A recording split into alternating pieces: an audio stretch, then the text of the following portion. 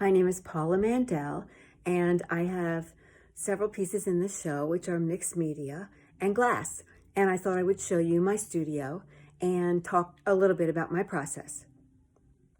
I trained at Temple University as an art major and studied oil painting and worked in mixed media, and I did that for 35 years. And then went back to school and studied glass. And so I went to Salem Community College and came home and converted my home studio into a shop. And so here are some of the new tools that I use, no longer being a tool virgin. This is my torch, which can go to be 2100 degrees. These are colorful glass rods and then clear glass rods and tubes. And I use all of these and manipulate them in order to create parts.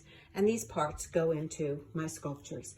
I don't know what I'm going to put them into when I make them, but everything evolves in a very subconscious way. And all of the pieces that I make end up being related to each other.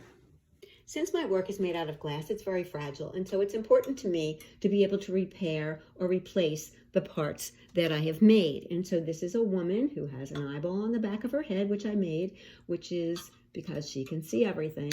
And so she can come off of the boat, she can go back onto the boat. It's good for moving the pieces to different exhibitions and to locations. And then also these hands are made on magnets. And this vintage toaster is magnetic, and so the hands will fit on there. I can take them off for travel and then put them back on again. So that's one of the processes. In addition, another part of my process is to make things that don't belong together fit together in a way that has integrity. And so what I've done is I've come up with an idea to use this two-part resin and these chains, and I embed the chains into the resin and then grout them afterwards. This is hard as rock and very permanent and really holds the sculptures together and also gives them a really beautiful finish.